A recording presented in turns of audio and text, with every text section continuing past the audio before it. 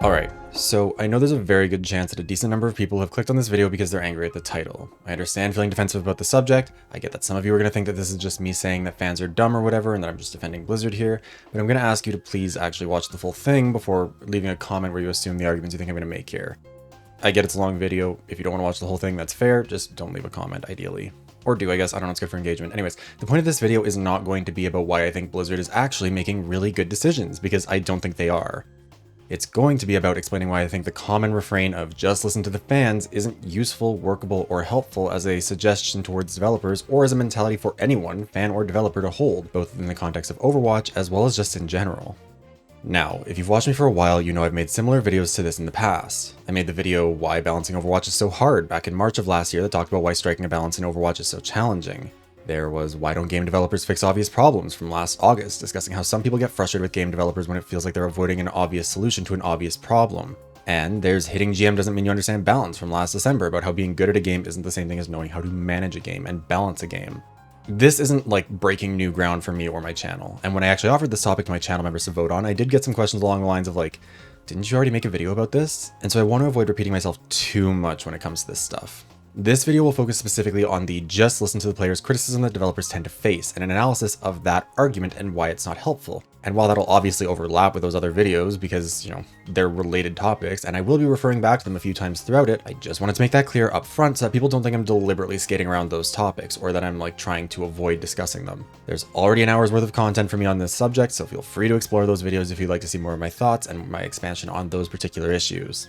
Also, if you enjoy this kind of content, be sure to subscribe to see more. I'm currently working on a video about the problem with the games that are labeled as Overwatch killers, another video about how the Pinkertons are represented in games because process of elimination has ruined my brain, and we'll be making one of these two videos depending on what my channel members vote for this month. Speaking of, if you're a channel member, make sure to go to the community tab to vote before midnight on September 10th. And if you'd like to vote but you aren't a member yet, you can grab a membership for $5 a month by clicking the join button below. Anyways, I think that's enough runway for this video. We need to talk about the actual subject of the video, and I think the best place to start with that will be breaking down the actual argument that's being made here. Part 1. Listen to the players. The core of this argument is an old one. Listen to the fans, listen to the community, listen to the audience. Like, all of these are old fan community sentiments regardless of the medium and regardless of the fandom. If it's something you can be a fan of where there is a creator or a manager or an executive in charge of decision making, then there is conflict to be found. This is something that's especially true if there are divergent narratives between different adaptations, with Game of Thrones being a really good example. The books and TV shows go in different directions, and George R.R. Martin is famously, publicly, not always a big fan of how different creatives have adapted his books, and fans argue about which characterization of different characters should be considered the real ones. You might think that the nature of this in terms of video games is new because of the argument going beyond the narrative and expanding into the gameplay and the mechanics, but you would also be wrong there. Tabletop gamers have fought with tabletop publishers forever. Different editions of Dungeons & Dragons have focused on different mechanics, complexity levels, races, classes, and gameplay styles, and fans who enjoyed the way things were done in previous generations or previous editions, or whose gameplay styles were no longer viable, or at least not as viable, would be mad about it. Alternatively, if a change wasn't made that players wanted or expected or felt was necessary, the same thing would happen. This is also pretty common in sports, where the arguments about rule changes will feature both the listen to the audience and listen to the players versions as distinct arguments at times. The fans of professional sports will argue about whether or not a rule change makes the spectator experience better or worse, or will demand a change that to them seems obvious. Maybe they'll want a rule change that helps their team. Maybe they'll just want a rule change that they feel like is rewarding the wrong kind of skill for the game they want to support. The players, especially at lower levels where spectators are just a smaller portion of the people who care and will argue about this, will similarly argue that certain penalties should be increased, decreased, or adjusted based on personal experiences, or that gameplay should be changed to meet the needs of the people. At a very fundamental level, this is an argument that intends to argue for a democratization of the product in question. The fans, the players, whoever is making the argument is saying that the community at large should get a say in what they get. And I don't think that this is an inherently bad sentiment by any stretch of the imagination. Like, it doesn't make you a bad person if you believe this. I think it's very understandable. People who hold this position tend to believe that the community at large has a bigger understanding of the topic at hand because they're inherently a much larger group of people than whoever is responsible for managing it, and that the decision makers will inevitably overlook key issues or solutions because their viewpoint is just limited as a result of that. A writer or an editor or a handful of test readers might not pick up on a problem that a million fans will, and it's very possible that the people who are writing the wikis and participating in fan discourse are going to be more intimately familiar with every little detail of the piece of media than even the creator. And like I said, to a large extent, they are right. You know, there's a reason why audience feedback is very useful. There's a reason why people want to hear what people are saying about the things they make. However, it's important to make the distinction between the good faith and bad faith versions of this argument, because both tend to present in a similar way but come from very different places with very different goals. The bad faith version of this argument assumes an inherent degree of deliberate neglect or unchecked incompetence among whoever is responsible for managing the property, and positions the fans as the opposite, neither inherently neglectful nor inherently incompetent, more informed and more invested in the success of the product than whoever manages it. This is the "I bet everyone who develops this game is hard-stuck bronze while I'm top 500, ergo they're stupid and I'm better than them" argument, or the "I played the sport for 20 years, I understand what rule changes need to happen better than the commissioner" argument, or the creator of this story just doesn't understand it as well as I do, therefore they clearly don't care as much and should be listening to fans to figure out what to write next" argument. That being said, I don't want to present everyone who has ever said this or expressed this sentiment as acting in bad faith. There is a good faith version of this argument where the mentality is more, I believe the developers are sincerely trying their best but are missing something that they would find if they listen to the fans, because they just have a broader range of experiences they can see more as a bigger group. Or fans have enough distance from the product to have more of an objective analysis of it, whereas the developers are obviously neck deep in it at all times, so of course they're going to miss some things. Or, probably the more common one that I feel like I see, is that the executives are not allowing the developers to implement a necessary change, so maybe if the fans make a stink about it, then they'll be forced to listen.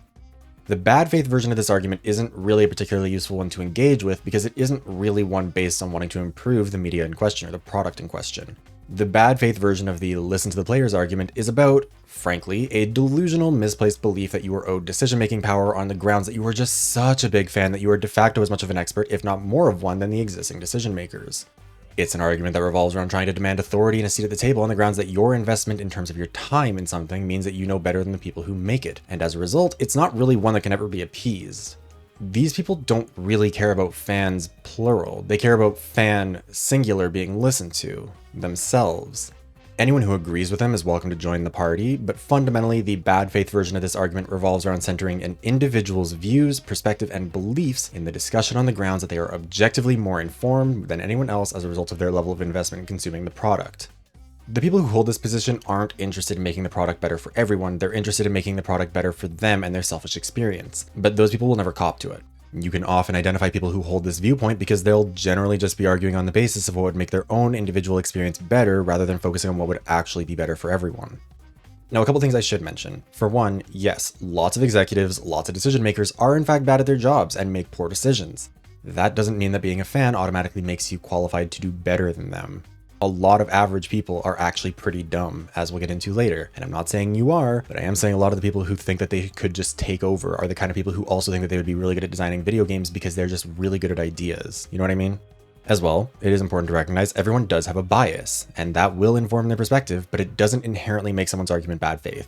As a Somber main, my views will obviously be different than those of a Doomfist main. Both of us will have bias, both of us will argue for different things based on our own perspectives, all that stuff, but the distinction to make here is between people who acknowledge their bias and actively incorporate opposing perspectives, or at least consider them. Like, they're the kind of people who will try and see the issue from the point of all players when they're arguing to listen to the players, as opposed to, let's say, a hypothetical Somber main who exclusively focuses on the balance changes that would make their experience easier and frames it as a community-wide position.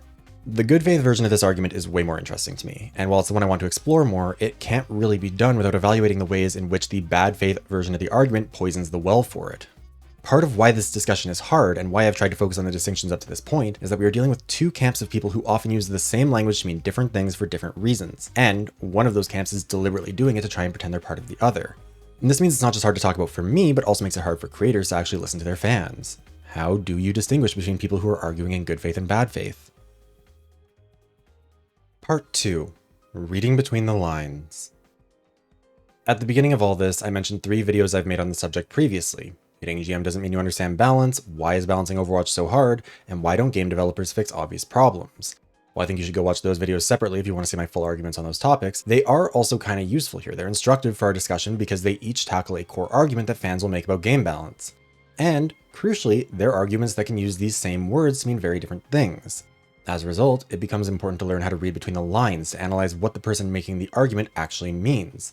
And this is part of where things start to get really challenging.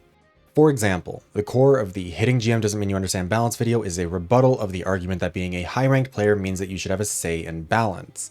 An argument that you could sum up as, high-ranked players will have more of an understanding of game systems and how they play out, and if the game is meant to be a competitive one, then the input of these players in particular should be factored into balance discussions.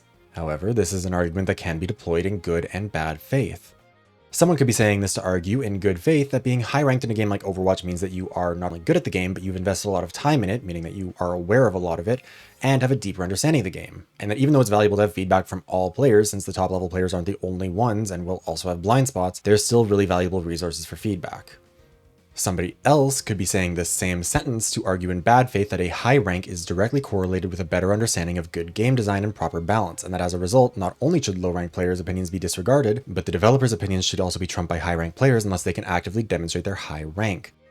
The challenge here is that both of those core sentiments can be expressed with this same initial sentence, and this is by design. The people arguing in good faith are trying to sincerely express their opinions, while the people arguing in bad faith are trying to piggyback off the wording of the good faith argument to launder the bad faith one in order to make it seem more reasonable. It's an appeal to meritocracy that makes the mistake of conflating skill at playing a game with the skill of making a game, and while the good faith version recognizes that there's overlap without assuming the Venn diagram is a circle, the bad faith version treats these as related variables, directly related. There's a correlation. Identifying who's who can be really difficult here, and even the people making these arguments can't necessarily tell who's on their side or not. Let's take a look at the topic of another video. Why don't developers fix obvious problems? At its core, this video is trying to provide a counter-argument to a conditional argument applied in specific situations. X is a problem, Y appears to be an obvious solution to the problem, so why don't the developers implement Y to solve X? Again, this can be applied in good or bad faith. The good faith version is saying X is a problem and Y seems like an obvious solution, but the developers aren't applying it and aren't explaining why they aren't applying it, so as it stands, it feels like they're ignoring an obvious solution. The bad faith version of this argument, meanwhile, is assuming objectivity in their own analysis and incompetence among anyone who disagrees. That disagreement necessarily means incompetence. X is a problem, everyone with eyes can see that X is a problem, and what's more, everyone can see that Y is the solution. The developers must be genuinely incompetent if they're willing to allow X to continue to be a problem instead of just implementing Y, which is, again, obviously the solution. The good faith version of the argument is conditional. They're willing to accept an explanation for why Y isn't actually a solution, but in the absence of an explanation, or in the absence of an alternative solution, they feel frustrated. That's not to say they're correct, necessarily. Someone can still be arguing in good faith and be wrong. But the bad faith version of the argument isn't like that. There's no explanation or caveat for Y not being a solution that they would accept. They have determined that it is objectively true that Y would solve X and that anyone who believes otherwise is objectively wrong. If the devs don't implement Y, whether that means, because they just don't think that it's a problem that needs to be solved, or because they find a different solution, it must mean they're objectively incompetent. Same goes for other players. If another player disagrees that Y would solve X, then they must be bronze or stupid or whatever else. And just like how it's possible to argue in good faith and be wrong, it is also possible to argue in bad faith and be correct. Like, it's possible that Y is the solution and is the only solution that would fix the problem. But the problem is that the bad faith framing of the argument leaves no room for reasonable full exploration of all the possible solutions, meaning that there's no way to guarantee it's the best one. Any investigation of other options is going to be interpreted as ignoring the obvious solution, and if a developer does their due diligence and checks all possible solutions before settling on Y, then a bad faith critic will get mad at them for not listening to them sooner. And again, because they're arguing in bad faith, there's not a way for them to be wrong here. If Y is never implemented, then it will always be held up as an example of how they could have fixed things. If Y is implemented and it does work, then they'll just say, see, if they only listen to us, we clearly know better. And if Y is implemented and it doesn't work, they'll just move on to the next thing, or they'll say it was implemented wrong, or that there was some other change that happened that caused it to not work out the way it would have. Somebody arguing in good faith might not want to change their mind, but it is at least structurally possible to win that argument. Whereas when you're arguing with someone in bad faith, there is no way to win. They will structure the argument, move the goalposts, do whatever it takes to make sure that you can't. They have to win. Necessarily, if they hold the belief, it must be true. A correct argument is done a disservice by being argued in bad faith because it taints the argument. It's not enough to just be right. You also have to present the right answer correctly. For the final video I referenced earlier, why is balancing Overwatch so hard, the argument I'm arguing against is similar to the previous one but focuses more broadly on the game's balance as a whole rather than being deployed on a case-by-case basis. And I'd frame it as, managing game balance is not so complicated that would require months and months to fix every problem. Some problems are complicated, but others can be solved at least temporarily, relatively quickly, and painlessly. In other words, balancing the game is simpler than the developers seem to perceive it. Someone in good faith might expand upon this core argument to say, I recognize not everything is so simple, but sometimes it feels like developers will leave a genuinely harmful balance problem in the game for ages despite it feeling like it's not only necessary but relatively simple to address. In other words, not every problem is simple, but not every problem is complicated either, and it feels like the developers struggle to distinguish between easy fixes and more complex ones. Someone arguing in bad faith, meanwhile, might expand on that initial sentence by saying, balancing the game is easy if you know what you're doing, and yet the developers are actively refusing to implement even the most simple, straightforward, obviously necessary balance changes, or are even actively making things worse instead of addressing the core issue. If a competent person would be able to identify and solve these balance issues easily, and the developers are finding it hard to balance the game, then they must be incompetent. The good faith version is recognizing that some problems are complicated and are not assuming incompetence overall. Instead, their argument is more that developers need to be better at prioritizing the issues they address, and comes from a place of feeling like there are specific balance issues that have relatively simple solutions that can and should be implemented quickly. The bad faith argument, meanwhile, is assuming an inherent level of incompetence among developers as well as oversimplifying the discussion. There's not really nuance for recognizing that there are other issues that are more complex and challenging, and no matter how the devs respond, it will be framed as proof of their inability to listen to the fans about what needs to be fixed. Both arguments here have flaws, most notably that they conflate something being simple to change with it being an easy change. It's obviously simple in terms of the task not being particularly complicated to just adjust a number for damage or healing or whatever, move a 5 to a 6, but it's not easy to make that kind of a change because before you can change the numbers for the players, you have to run tests on it to make sure it doesn't create new problems. This is especially true for Overwatch because Overwatch has a huge amount of diversity in how heroes play, and different kinds of weapons, different kinds of abilities, all of that. An obvious example is for characters with automatic weapons like Sombra or Tracer, where a difference of 1 point of damage per bullet is going to have a huge knock-on effect on how they play and how other heroes can engage with them. In fact, all these core arguments have flaws, regardless of whether being argued in good or bad faith. That's why I made videos arguing against those positions that you can go watch later. And I'm not doing this to relitigate those arguments, but because I think that this is a useful way to demonstrate one of the key problems with listen to the players as a mentality. It's hard to identify who is arguing in good faith versus bad faith, and that matters because the outcomes that the good faith people are aiming for are very different than those that the bad faith people are aiming for. Something I want to mention is that plenty of people will make a bad faith argument without realizing they are and without intending to. It's just a fact of life. Trying to do this sort of thing is difficult. People hold a lot of opinions all at once, often contradictory ones, and sometimes that'll lead to a bad faith argument. One bad faith argument, or even a couple of them, does not inherently mean that someone is always going to be acting in bad faith, that their opinion must always be disregarded out of pocket. If someone is consistently doing that, then that's something to be aware of, but all of us will do that occasionally. If you have found yourself making a bad faith argument, this video is not trying to tell you that you're a bad person, and if you think you've never made one, I promise you, you are wrong. In fact, the argument that you've never made a bad faith argument might itself be a bad faith argument, honestly.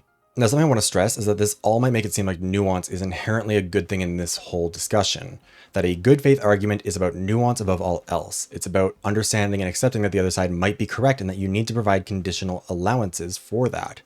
And while that's kinda true, the reality is more complicated. A good faith argument is one that engages with the subject matter on the facts, with an understanding of what is established versus what is not, and an openness to changing one's position based on new information if the gaps in their knowledge are filled with new information that makes it impossible to accept their original argument. A good faith argument is one that's being made with the goal of exchanging ideas and trying to find the correct answer, not to be correct personally, and where there's a willingness to accept it if they are proven to be incorrect. However, that doesn't mean that standing your ground is inherently acting in bad faith either. If you're having an argument about whether women should have the right to vote, you're not arguing in bad faith to refuse to entertain the idea that removing democratic rights from women is a valid position to hold. This is part of what makes debate a genuinely difficult field to operate in successfully. Being able to identify when it's necessary to stand on business and give no quarter, and knowing which positions are fundamentally not worthy of sincere respect and engagement in a morally just society is not actually easy. Especially because our understandings of what is definitive, what is a fact, and what is morally justified do change over time. However, when it comes to game balance, there's rarely going to be one of those black and white, right and wrong type arguments. It's just a subjective field, and choosing to frame an argument like that when it isn't is arguing in bad faith, just like how trying to frame a black and white, right and wrong argument as something with nuance in order to deliberately muddy the waters is in bad faith. Part of the reason why this matters is that you often can't identify whether an argument is a good faith argument or a bad faith argument from the argument or even the outcomes alone. Who is suggesting it, why they're suggesting it, and how they specifically propose implementing it are important to consider when determining whether or not it's actually a good idea or what other changes might need to be made to accommodate it. And it's possible for someone to be arguing in good faith even if the proposal would be something that would objectively benefit them. To use a non-gaming example, one of the first bills passed by the Alberta NDP government in 2015 after they took office was a bill that limited provincially governed political campaign contributions to just Alberta residents. The provincial government has authority over provincial elections, nomination contests for provincial elections, which Americans would understand as primaries, and municipal elections, meaning that for all those elections you had to be a resident of the province of Alberta to donate. Donations could not come from out of province or from corporations, unions, or other entities that weren't individual Alberta residents. This was a big deal, and it was genuinely good for democracy. I think most of us would agree with the core policy of getting big business money out of politics. However, we still have to ask, why was the NDP implementing it? Well, for one, they were a party that had never formed government before, despite existing for half a century at that point. At the time of the NDP's win in 2015, they were only the fifth party to form government in Alberta since the province was created in 1905. And they were the first left-of-center party since at least the 1930 election to win an election, depending on how you view the United Farmers. The Social Credit Party, who were like Christian conservatives, took over in 1935, governed for 36 years, were replaced by the Progressive Conservative Association in 1971, who governed for 44 years up until the NDP won. So you might look at that and say, okay, like a party that usually didn't get power kind of got in on a split vote between conservatives, they'd need to find a way to sort of destabilize the establishment. As well, they are an ostensibly left-wing party with roots in the labor movement, so it's not shocking that they would want to limit corporate donations, which you would correctly assume would favor conservatives like the Progressive Conservatives, the party that had held government before them. You might then look at their decision to also block political donations from unions and think, okay, so they're playing fair. Barring unions from donating would likely hurt the NDP more than the PCs, so they're probably acting in good faith. However, this wasn't necessarily true. Many unions were big players in provincial politics, and for most of Alberta's history, that's meant being a big player in conservative politics, with the Alberta Teachers Union notably playing a massive role in the PC leadership campaign of Alison Redford. As a result, you might look at the NDP's bill as an act of selfish protection, not acting in good faith, but just trying to undermine their opponents. And, going down the line, this did end up helping the NDP, who ended up actually leading the UCP in fundraising. The UCP are the result of the merger between the PCs and the far-right Wild Rose Party in the lead up to the 2023 provincial election. Then again, the UCP did take power in 2019 and didn't eliminate the law. Why? They won again in 2023 as well, and they still haven't eliminated it. Well, for one, it was popular. The people don't like it when corporations are able to run elections, and while it was one thing for conservatives to kind of like turn a blind eye and passively not legislate on it, it'd be another for them to actively legislate against that idea. Even if it did ultimately benefit the NDP, their core argument, that it was good to get money out of politics, is one made in good faith that most people held, and the legislation reflected their view. There weren't carve-outs for their own specific interests, and the change was being made in the interest of sincere democratic expression. It's not their fault that a good faith argument benefited them at the expense of their opponents because it was still in the interest of the democratic process. Likewise, players of a game might be making a suggestion or making an argument that would objectively benefit them, and might disadvantage other people, but that doesn't mean it's inherently bad faith or even selfishly motivated. Looking at why they're making the argument, looking at whether they're sincerely engaging in good faith or actively acting in bad faith can play a big role in identifying whether or not the argument is going to be good and whether you can trust the people who are making it to represent themselves honestly. And this process is hard. For a game like Overwatch, you have 40 plus characters now who all have unique kits and abilities, and each of those abilities for each of those characters is being evaluated in the context of dozens of maps and thousands of potential hero interactions with both their own team and the other team. Identifying the players who are arguing in good faith is important because even if their arguments aren't always correct, they're still at least the people who are genuinely trying to improve the game to some extent for everyone, and probably aren't deliberately misrepresenting what they believe will be the outcome of a given change. Meaning that if you have limited resources and you can't explore everyone's view, their perspective is probably the one that's more likely to yield a workable outcome. There are also other things that make this difficult. For one, a bad faith argument can easily be disguised as a good faith one, which often requires looking for context about whoever's making the argument to try and identify who they are and what they might be doing with that. That's just extremely time and resource intensive, and so obviously can't be done at scale without a massive team of people whose sole job is doing CIA level investigations into every single person who makes an argument online. There's also just way too many arguments being made, and it can be hard to tell if those are sincerely held arguments or if they're even just regurgitating things they heard an influencer say. Because even if the person arguing is trying to do so in good faith, like I said, nobody's immune to mistaking a bad faith argument for a good faith one.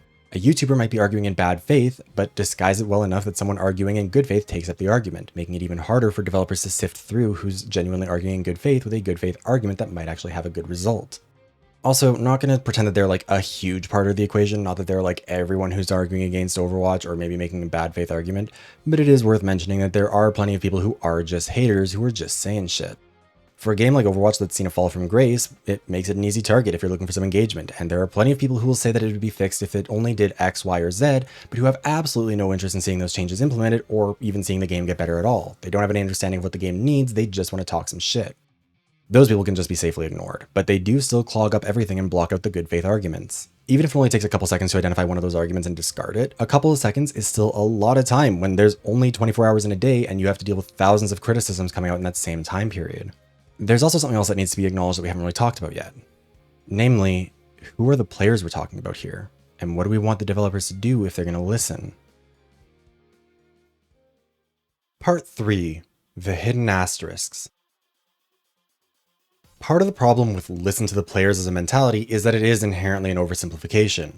Obviously, nobody who's saying this literally believes all players must be listened to 100% and have their opinions weighted equally. Nobody here is looking for pure direct democracy where everyone who logs into Overwatch should get exactly one vote on every element of the game's balance, because that would be objectively insane.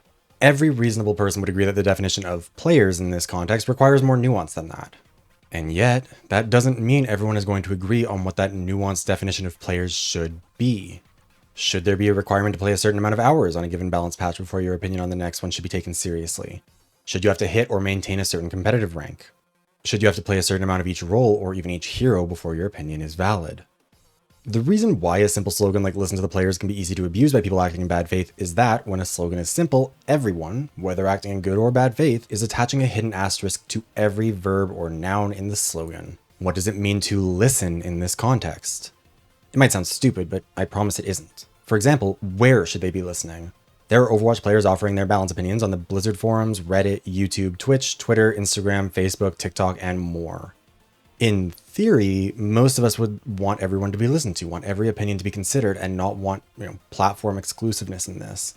But in practice, anyone who's explored the Overwatch community on different platforms will recognize that not all vendors in the free marketplace of ideas are selling the highest quality wares. YouTube is a platform where arguments will be made based on how effectively it can be communicated in a thumbnail and title to get people to click, and where the argument will generally be presented based on what will get people to stick around for the longest. I am part of that too. I try to generally avoid it, but it's impossible to not. It is part of what the platform is. Twitter, meanwhile, is a platform where every argument is limited by a short character limit, meaning that nuance is hard and rage bait for engagement is popular. Overwatch TikTok is genuinely awful and full of just uniquely extremely bad opinions for reasons I can't understand. I don't get why TikTok is specifically filled with terrible Overwatch takes, but the only times you'll find a sincerely good opinion on Overwatch on that platform is if it's been plagiarized from somewhere else. And the only reason I'm providing that caveat is that I found at least one person plagiarizing my videos on TikTok, and even then he still butchered it. Anyways, it's not just about the where of it all. We also need to ask what we want them to do with what they're listening to. Do we want them to run a public poll? Do we want them to send out feedback forms? The passive verb of listen is implying an active verb of act. But what does that look like? How do we want them to act on what they're hearing? When do we want them to act? Do we expect a timeline? How do we want them to prioritize their action? What kinds of actions are we expecting? Obviously, a lot of this is going to be conditional based on what specific feedback they're getting, meaning that there's not even necessarily consistency between each instance where a person says it, much less across everyone who says it, and that doesn't mean people are arguing in bad faith when they do that. And that brings us to the asterisk attached to players, the who part of the question surrounding listen. Who do we want them to listen to? Obviously, like I said, reasonable people will probably agree that not literally everyone who plays Overwatch should be listened to about Overwatch's balance. For one, there are people acting in bad faith like we discussed, but we all attach qualifiers to this definition of player even if we don't mean to. Rank, time spent playing, time spent per role, time spent per hero, time spent per match, time spent per mode, etc. are all game-based qualifiers. But most people would, if they're acting reasonably, argue that that's not the only thing that matters. A lot of people will do an interesting twist on an appeal to authority argument here, where they'll reject the inherent authority of the developers on the basis of the more grassroots authority or the perceived grassroots authority of a popular community member. A YouTuber or Twitch streamer with a lot of subscribers or followers will often be held up as the one who represents the views of the players and can stand in for them, like they're a union rep standing in for the workers during negotiations with a company. However, obviously, becoming an influencer isn't exactly a purely democratic process. Algorithms and luck dictate who ends up in front of us and who gets the most views, and those with already large followings who can afford editors and thus can pump out even more content are the ones who tend to be favored by the algorithm.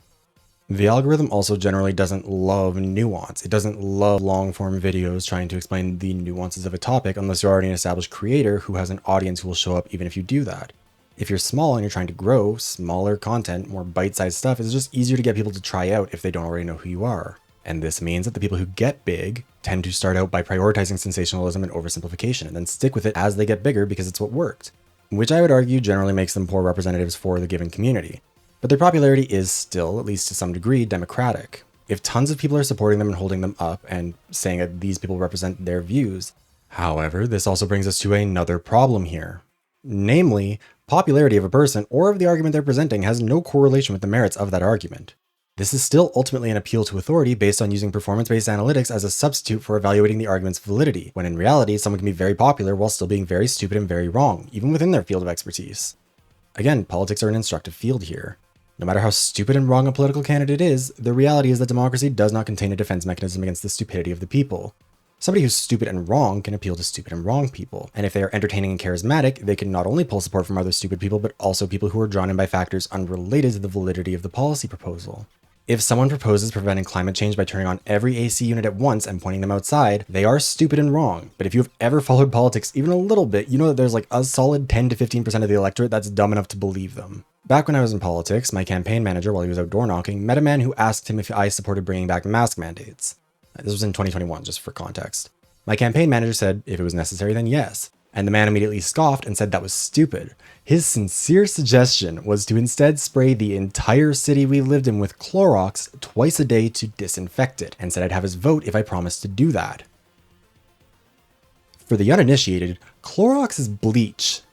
He wanted to aerosolize bleach and then douse an entire city with it twice a day. That guy has as much of a vote as anyone else.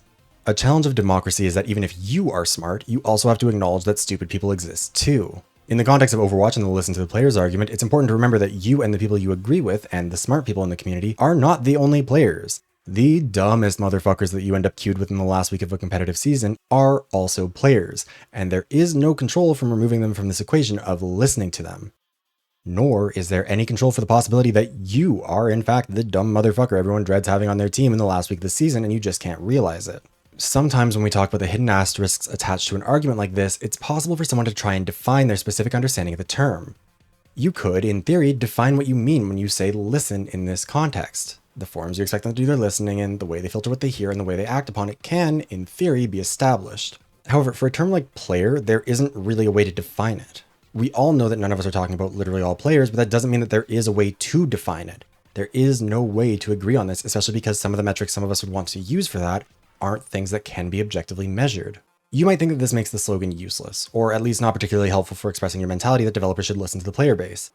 And while it's not totally useless, I don't want to say that either. There's still a time and a place. You're not wrong that it's deployed far more than its usefulness would suggest it should be. And you're also forgetting about the people acting in bad faith. This is a problem with a lot of populist slogans. Populism being the framing of issues that tends to divide the population into the people or the elites. It's often associated with right-wing politics, right-wing populism, but like populism can be done by anyone and everyone regardless of the political spectrum. It just depends on how you're using it. Anyways, in the context of listen to the players are the people, and the elites are the developers who are supposed to do the listening. However, the people is inherently nebulously defined, as we've discussed with the players in this context.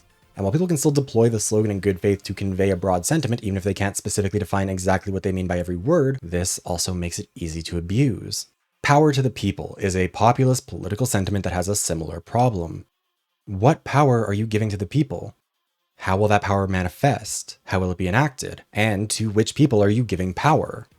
These questions don't mean that it's inherently deployed in bad faith. A socialist politician who believes in eliminating the outsized influence of billionaires in politics and giving the workers more of an equal say is using it sincerely. A liberal activist operating under a monarchy who's advocating for the government to transition to a democracy is also using it sincerely. Both of them might not mean it literally. They might put conditions on who the people are. Maybe they mean only citizens. They might have limits on what kind of power should be given to the people. They might want certain human rights to not be taken away, to not give that power back to the people because they believe those rights are fundamental and shouldn't be up for debate. Again, even for people who mean these sentiments sincerely, they do still attach asterisks, and it's important to understand what they are. However, by contrast, if someone was an avowed white supremacist, they might use the same slogan while attaching a pretty big asterisk to people by only really referring to white people. Context clues can tell you which is which, but the people using it to argue in bad faith are able to weaponize the language of the good faith argument to launder and disguise the anti-populist sentiments hidden in their own asterisks. And to be clear, I'm not trying to compare people who argue listen to the players in either good or bad faith with socialism, liberalism, or white supremacy. This feels like a caveat I shouldn't really need to provide. I feel like that's fairly obvious given what we're talking about, but given that this is also a video criticizing people who argue in bad faith, it does feel a little bit necessary to make myself clear so people don't try and twist my words too much either. Anyways, an obvious example of how easy it is to use these kinds of populist slogans without actually being populist in the literal sense can be found in the US Declaration of Independence, with the line, "We hold these truths to be self-evident, that all men are created equal, that they are endowed by their Creator with certain unalienable rights, that among these are life, liberty, and the pursuit of happiness." It does seem pretty hypocritical for the Founding Fathers to include this statement when many of them owned slaves, or believed that various other races were inferior for one reason or another. As well, while men as a word was likely being used more as a synonym for people rather than specifically meaning men, which is, how the word tended to be used, language changes over time, it doesn't matter. The Founding Fathers pretty obviously did not extend this to women, given that basic legal, human, and democratic rights were not afforded equally to men and women. Thus, we can start to identify the asterisks attached to the slogan, all men are created equal, in terms of how it's being used here, that make it clear that it's being actively used to communicate a populist sentiment that isn't really reflected in the way they acted upon it. And this doesn't mean they were necessarily acting in bad faith either. They did believe they were talking about all men being created equal, and different people, both pro and against slavery, argued in favor of this. There was also opposition to this sentiment from both abolitionists and slave owners at the time. Abolitionists viewed it as a hypocritical statement that would require massive overhauls to the country's policies and practices in order to bring America in line with its stated values, and slave owners viewed it as opening a door for their black slaves to start being recognized as human beings with inalienable rights to life, liberty, and the pursuit of happiness, things that would necessitate the abolition of slavery in order to even begin providing them. To bring it back to gaming, and something a little bit less heavy than the institution of slavery, if I'm arguing for a Sombra buff on the grounds of listen to the players, then maybe I'm arguing on behalf of the people. But maybe I'm constructing a public, inventing a definition for players who don't necessarily need to be real people, but who, within this argument, support me. I have constructed a public. I have constructed a people. Are you against the will of the people? Why are you arguing that we shouldn't listen to the hardworking common folk that I am speaking on behalf of? Why are you defending Blizzard against the criticisms of the people? Populism is hard to argue against because, given that most of us have likely either been raised in or currently live in some flavor of a democracy, it's generally pretty ingrained to really value the principles of democracy. And one of those fundamental principles is that the people should have the power, not just the elites. No kings, only voters. That's not a bad principle to hold on to by any stretch, but it is something that makes us vulnerable to people who cynically exploit democratic mentalities and principles and values to try and astroturf their agenda, whether it's a game balance one or a political one. However, this is also avoiding a pretty massive problem with this argument that does need to be acknowledged as well. One that applies even if we somehow do manage to come to a consensus on every asterisk attached to the slogan, listen to the players. Part 4. Authorial Intent. One of the hard things about being a fan of something is that sometimes there is a fundamental disagreement between the fan and the creator about what the thing should be. The author's authority in this context is, to put it mildly, a topic of debate and has been for years. The example I brought up earlier is George R. R. Martin, the person who wrote and conceived A Song of Ice and Fire. But should he be given the final say on anything and everything that happens within the narrative universe? Is he the unquestionable authority? Do the fans have the right to headcanon something about the characters and treat it as fact until he says otherwise? And what about even after he says otherwise? Do they have the right to question his decisions about the portrayals of certain characters or the way he handles particular issues? Does someone adapting his work have the right to make changes that go against his intent, even if he hadn't written that part of the story or expressed his intentions there? In the case of a contradiction between the books and TV shows, which gets to be correct? Who is the ultimate creator of Game of Thrones, the TV show, in terms of who gets ultimate final say? Does anyone get ultimate unquestionable authority? If one of those adaptations goes against what George R. R. Martin wants, does he have the right to say that it's no longer canon? Do fans have the right to use those characters to write their own stories to explore alternate timelines for them? There is no objectively correct answer to any of this, even among authors. George R. R. Martin views fanfic pretty negatively, and hasn't been gentle with his criticisms of how the people who've adapted his books have made changes that he feels hurt his story. Anne Rice, the author of the Vampire Chronicles, was famously very hostile to fanfiction as well, seeing her characters as hers and hers alone to write, a sentiment she did soften on later in life to some degree, but she did still hold a lot of personal ownership over her creations. J.K. Rowling's Twitter account was once famous for her declarations about the sexuality or race of various characters that were to be taken as gospel, instead of just, writing those things into her book. Nowadays, her Twitter is just famous for documenting the ongoing damage that the black mold in her home has done to her brain. John Green, meanwhile, not only argues in favor of Roland Barthes' Death of the Author in his book The Fault in Our Stars through the character of Peter Van Houten, but also grapples with its consequences in the book as well as in real life, having previously acknowledged the inherent contradictions of a modern-day author with a social media presence trying to declare the death of the author in a tweet that reads, "The author is dead," announces the author from his pulpit. Other authors, like the Vampire Diaries creator L.J. Smith, have no authorial control over her works. She was contracted to write the works, and her publishing company maintained the rights even after terminating the contract. Some authors don't even exist. Franklin W. Dixon and Carolyn Keene, the authors, in air quotes, of the Hardy Boys and Nancy Drew respectively, weren't real people. They were a collective pseudonym used by a bunch of authors who wrote books for those characters, and authorial intent for the characters was effectively held by the creators who contracted them for those books. The point is that authorial intent is a complicated, widely debated concept even when there is a singular author, or at least a single name that's identified as the author who might possess authorial intent.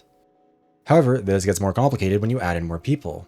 A television show or a movie has a director, sure, but they're not the only ones with creative input. Writers, costume designers, makeup artists, actors, everyone else involved in the production is having some creative say in the final product. And while the director is the one who has to give the final thumbs up, that doesn't necessarily mean that every single element of the final product is a representation of their authorial intent, let alone that their intent needs to be the one that's uncritically accepted. And again, this is complicated further when you're adapting from existing media. Pretty Little Liars is a series that notably changed a lot between the books and the TV shows, with certain characters surviving in the show where they died in the books, and entire plot lines were massively overhauled. And sometimes the creators changed their minds because of the input of other creatives on the project. The story goes that Jesse Pinkman was originally supposed to die at the end of the first season of Breaking Bad in the 9th episode, but the writer's strike of that year cut the season short at just 7 episodes, so he was eventually given a stay of execution. To some extent this is true, but it seems like there's more to the story than that as well. The writers knew that they liked Aaron Paul's portrayal of Jesse more than anticipated after just the 2nd episode and figured they could do more with him, especially due to his chemistry with Bryan Cranston. Maybe he would have been spared regardless of the strike, but the strike did force them to end the season before the theory ever had to be tested, and when they came back, Jesse got to live. What would have happened if the strike hadn't happened? What would have happened if a different actor had gotten the role and hadn't been able to have that impact? Whose intent is being manifested into the final product here, and does it even matter? Does the buck stop with the director, or does the individual writer get to take credit? If you believe that Jesse should have died in the first season, who holds the blame? Does Aaron Paul deserve the credit for bringing more life to the character than anticipated? Do the writers deserve the credit? Do the directors? Who gets it? Does the writer's strike get credit? This gets complicated further when we're not talking about a piece of media, but rather an activity. A sport like basketball has a single person who is identified as the creator of the modern sport, James Naismith. He created the game and the rules, and even though they've changed over time, the modern game is still based off of what that individual intended. It's possible to look at his writings and his recorded beliefs about how his game should be played to identify what the spirit of the game was meant to be, and why it's like that, even as changes are made to accommodate how players and technology have changed. He's not God, but his authorial intent in that sense still looms over the sport. However, you can't really do that with ice hockey, a sport which has no individual creator. It was the result of melting multiple sports together from across Europe and from indigenous peoples in Canada, most notably the Mi'kmaq people. Identifying when ice hockey was invented is borderline impossible because it was the emergent outcome over time of people mixing sports together in new environments and in combination with sports from other cultures. Ice hockey, as it's currently known, was first codified and played indoors in Montreal in 1875.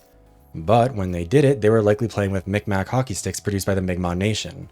And yes, the pronunciation was different between the sticks and the nation. Sticks are spelled M-I-C-M-A-C, the nation is spelled M-I-K-M-A-Q.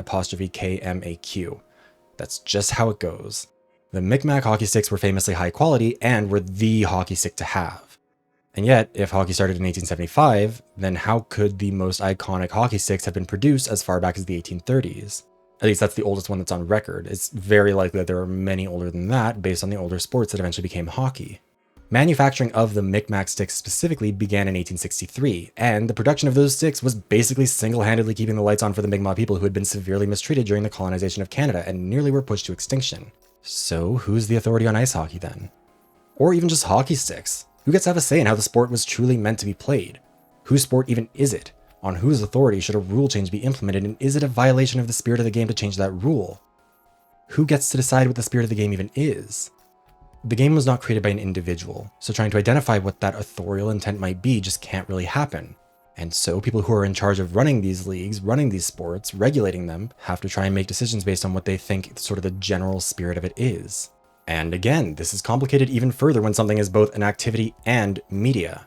A video game is a commercial media product that holds the monopoly on that specific activity. There's a blend of art and technology that makes it even harder to really identify an individual that has authorial intent that's being exercised here. And yet, the game clearly does have some intention behind it. I mean, there are some indie games where there is one person who made it all. Your Turn to Die has Nankadai. That person is expressing their authorial intent. Toby Fox is expressing his. But when it comes to a bigger game, especially a multiplayer game, a collective of people are making the decision about what Overwatch should be. And sometimes the player base just won't like what the game is meant to be. Part of what's hard about this is that since there's no individual creator of Overwatch, the way George R.R. Martin can be singled out as the creator of A Song in Ice and Fire, there is nobody who can come forward and say, this is the vision for Overwatch, it is supposed to look like this, if you don't like it, that's super duper unfortunate for you, but this is what I want to make and this is how it's going to go. A lot of people have decision-making power. Nobody has majority power over this. And even when a decision is made, how that decision is executed can be up to interpretation. Different artists, different designers, different programmers will be putting a spin on it, even just a little way in terms of how it's done. And that matters, because while there clearly is authorial intent behind how Overwatch is balanced and designed that reflects a vision for the game that, even if not everyone will agree with it, still exists, there is nobody who can come out and not only define what that vision of the game is, but also take ownership of it. And that makes the debate a lot harder. Without knowing the boundaries of what the developers are willing to accept as part of their vision for the game, it can become impossible to know if a popular sentiment expressed by the players is being ignored because the devs don't know about it, they don't care, they don't agree, or it just straight up doesn't fit with their vision of the game. George R.R. Martin can look at a popular fan theory and say, no, you're wrong, this isn't how I want things to go, and that can kind of settle that. You can disagree with him, but you can't deny that he gets to say that. But since nobody can do that with Overwatch, it really messes up the debate. And something that I think people also don't recognize is that when they are speaking on social media about something, when they are putting things out into the atmosphere, into the conversation, that can make it harder for it to actually be implemented. If you put out a character design and it happens to actually have gotten pretty close to what Overwatch was trying to do, visually, ability-wise, etc., you're kind of putting Overwatch in a bit of a complicated position, especially if you start tagging developers in it, because then if they release that character, you might come forward and say, that was my idea, this was my thing, why are you taking credit for it? You owe me. Even if they were doing it well before then. Some authors, who I think are making a mistake, will also talk about how they'll go on social media and see what sort of fan theories people are coming up with, and will rewrite their stories to accommodate that. Back on topic, again, I understand the desire for more democratic input into how a game you love is balanced. I don't think that that's inherently wrong to want more people's voices to be heard, because, again, it's a big fan base for something like Overwatch. There are a lot of people who play this game have a lot of different perspectives, far more than is possible for Blizzard to have internally. So yeah, there is some real value to that. But I do think that there are also some fans, not just of Overwatch, but of frankly anything, who believe that their time investment in a piece of media entitles them to a say in how the piece of media is handled. Yes, audience feedback can be and is valuable. And yes, when you are making a complex competitive game like Overwatch, you will inevitably need to listen to the millions of people who play your game for when they inevitably catch something you didn't anticipate. But ultimately, being a fan of a piece of media does not entitle you to a vote on the creative direction of that media. Listen to the players is an argument that itself can be deployed in good and bad faith. The good faith version is that the players constitute millions of people who play the game and who should be used as persistent playtesters, that their feedback can be used to ensure that there's as much data as possible to make better decisions, and that the huge diversity of perspectives provided by such a massive audience allows for the elimination of a ton of blind spots if the developers are willing to listen. However, the good faith version does not assume that players should be given control. The bad faith version of the argument does. The bad faith version of the argument is when the individual believes that their 5,000 hours on Reinhardt and their consistent high GM placements means that they should be given a vote on how the game progresses, and that the same should apply to anyone else if they agree with them. It's an argument that involves moving the goalposts to ensure that the criteria being applied to define whose opinion is or is not valid always is set to include themselves and exclude anyone who is not on their side. It's an argument that generally involves manufacturing a public, inventing people who agree with them as a way to insulate themselves from criticism, as framing themselves as the voice of the people, rather than just some guy with an opinion. It's an argument that assumes there is no authorial intent behind the game of Overwatch, or that if there is, it should be trumped by fan intent. And that's just not how this should work. Part 5. Fan Behavior. You are a fan. You love this game. And I get that. You want to see it be its best self, and so do I. And it's not hard to argue right now that Overwatch is, for a variety of reasons, not exactly in its golden age. However, there is a very fine line between expressing your frustration for what you see as mismanagement of the property, or as a failure to achieve the potential of the game, or as a victim of mistakes in terms of balance, and believing that your intent as a fan should get to override authorial intent. The game is, ultimately, what the game is supposed to be. That does not mean that it is eternally meant to be this way. The game will change again in the future and will probably continue changing indefinitely until the final servers are shut down. It also does not mean that the game is objectively good just because it's what the developers want. Even if they are exactly following their clear intentions, they will still make mistakes along the way and will need to correct that to reach their vision. And even if they do achieve their vision, that doesn't necessarily mean it's a good product in the end. It might not be something you like, but that doesn't mean that they should have to change it. Maybe they don't want to make something you like, frankly. But all of that also doesn't mean that the fans are objectively wrong. The fans are able to identify problems, and there are tons of times where player feedback has helped the game improve. However, that shouldn't be taken to mean that the fans are always objectively correct either. Again, think about the dumbest person you've ever played an Overwatch match with. And remember that Blizzard has just logistically no way to distinguish you and the thousands of other smart people offering good critiques from that person and the tens of thousands of people like them. Every day there are thousands and thousands of opinions about Overwatch that are expressed on the internet. For the developers to listen to them, they have to filter out anyone who doesn't actually play the game, anyone who's arguing in bad faith, anyone who's coping because they haven't learned how to play around their counters, anyone who's arguing in good faith but is wrong, anyone who is arguing for the game to be fundamentally changed into something it is not supposed to be, and so much more bullshit just to find the kernels of gold. The good, useful, actionable criticisms that keep Overwatch fundamentally Overwatch while still fixing problems, improving the experience, smoothing out rough edges, and ultimately being a net good. The reason Listen to the Players doesn't work is because it's an oversimplification using populist framing to make an extremely challenging task, processing the thousands of pieces of feedback scattered all across the internet and filtering for the good stuff, seems simple. And even when deployed in good faith, it does still inadvertently imply that developers are deliberately ignoring the players otherwise, and that they are deliberately refusing to do something simple that would make their game better. At the end of the day, it's just not that simple, because there is not a simple way to make millions of people feel seen and heard, even if they were all correct. And it's important to remember again, just how many people are very dumb and very wrong. This is not unique to Overwatch players, this is not a call out of anyone specific, nor are all Overwatch players dumb and wrong about everything. Obviously, many of you are smart and correct about what might improve the game, and it might even fit with what the game is supposed to be. It might be the Goldilocks that they're looking for. And it's a shame that Blizzard won't see most of those comments, because they'll be drowned out by the dumbasses who go 0-14 on Genji and then blame the Ana for not nanoing him when he tried to 1v5 the enemy team after his team got wiped, and then is going to use that to argue for a Sombra nerf because she managed to hack him in the 0.3 seconds before he got fucking obliterated, and somehow that's why his plan didn't work. Even the people who are good at the game aren't necessarily good at understanding what makes the game run well. Being able to click heads real good isn't the same thing as knowing the optimal amounts of damage per second that every hero should have. And most reasonable high-ranking players will acknowledge that, yeah, they know a fair amount about the game, but their experience with it doesn't mean they should just be given total control over balance.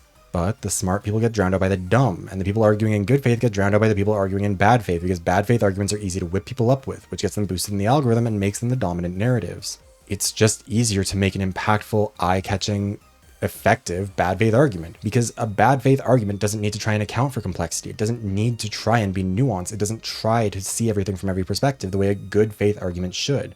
It just has to say shit. And again, even when a smart, correct take does get prominence, Blizzard still has to actually try and do their due diligence precisely because so many dumb takes get prominence.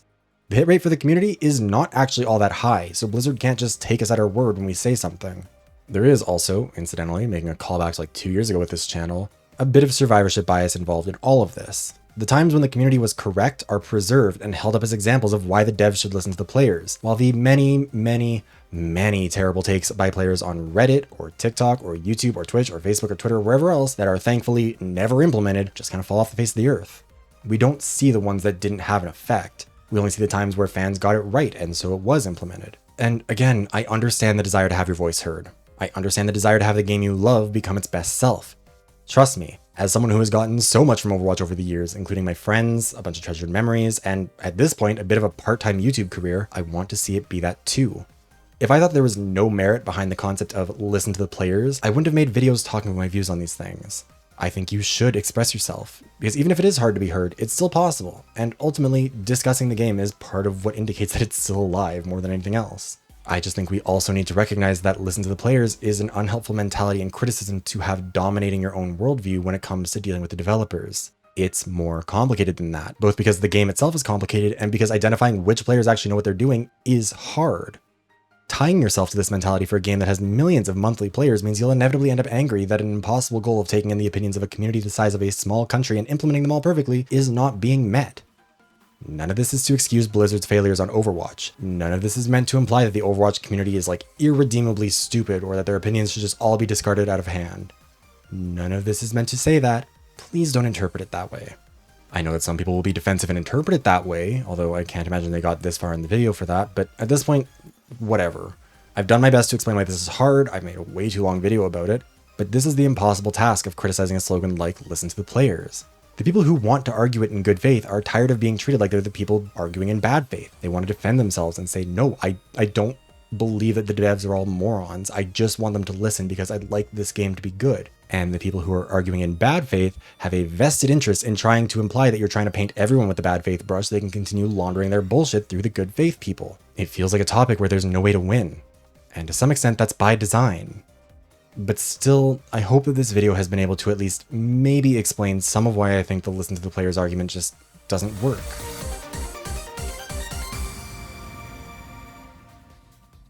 And that's where we're going to end this video. Once again, this was actually an attempt to make a shorter video, and once again, it has been a failure. I need to start actively implementing a word limit on my scripts. It's just going to continue getting worse from here, I fear. Regardless, I hope you've enjoyed it, and if you did, consider liking, commenting, and subscribing, and all that other good stuff the algorithm enjoys. This video was chosen as the August Members' Choice video out of these 5 topics, and was only slightly delayed because I ended up having to spend the last week of August crunching through Donathon rewards. I did 2 marathons through the Stories of the Dance Central games, or at least the second and third ones, because the first one takes pictures of you and I didn't want those shown. And yes, thank you for asking, I am still in pain from the 8-ish hours of dancing from a week ago, as well as doing about 4 Danganronpa simulation streams where I put a bunch of random people, mostly VTubers, into what's effectively a random number generator, had to tell me who killed who, and then wrote like 55,000 words of story around those results. Again, my brain hurts, my body hurts, everything hurts, but it was actually a lot of fun, and you can find all those streams over on the VODs channel in the description or in the end cards of this video.